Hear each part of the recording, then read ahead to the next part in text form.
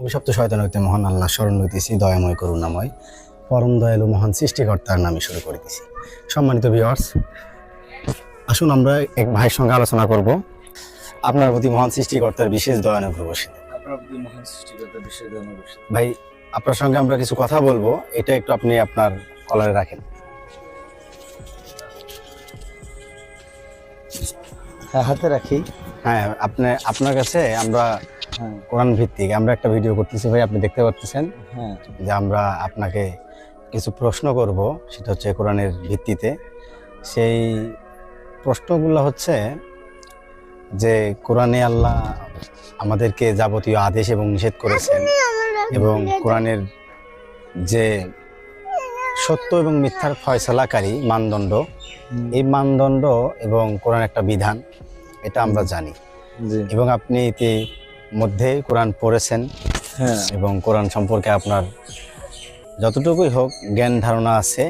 এই জ্ঞান ধারণার প্রেক্ষাপট থেকে আপনাকে আমরা কিছু প্রশ্ন করব। সেই প্রশ্নগুলো হচ্ছে, কোরআনে আল্লাহ ইমানের কথা বলেছে, ভাই আপনি ইমান বলতে কি বুঝেছেন?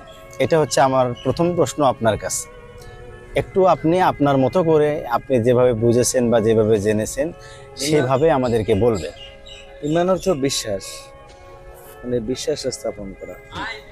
হ্যাঁ, তারপর আর 5টি বিষয়ের উপরে আমি ইমান এনেছি। 1 নম্বর হচ্ছে মহান সৃষ্টিকর্তার উপরে, নবী রাসূলদের উপরে, মালাইকাদের উপরে যারা ফেরেশতা, এবং আল্লাহ যে কিতাব নাজিল করেছে আল কোরআন, ওই কোরআনের উপরে, আর পরকালের উপরে, যা আখিরাত বলা হয়। 5টা বিষয়ের উপর আমি ইমান এনেছি। তাহলে আপনি বলতে চাচ্ছেন আপনি ইমান গ্রহণ করেছেন? জি। তার মানে ইমান হচ্ছে বিশ্বাস বা বিশ্বাস স্থাপন করা। এখানে যে 5টি জিনিসের কথা আপনি বললেন, বা এই 5টি জিনিসের প্রতি বিশ্বাস স্থাপন আপনি করেছেন ইতিমধ্যেই। এই যে আপনি বললেন যে প্রথমত আল্লাহ, তারপরে নবী রাসূল, ফেরেশতাগণ, আবার আল্লাহর কিতাব সমূহ এবং পরকাল। তাহলে এই 5টি জিনিসের প্রতি আপনি বিশ্বাস স্থাপন করেছেন। ভাই, আপনার কাছে আমার প্রশ্ন, আপনি যে ইমান গ্রহণ করেছেন, তো এখানে আসলে কি আপনি ইমান নিজে থেকেই গ্রহণ করলেন, না কেউ আপনাকে ইমান গ্রহণ করতে বলল? এখানে আল্লাহ আদেশ করলেন যে ইমান আনো। আল্লাহ আদেশ করলেন, আপনি ইমান আনছেন, বা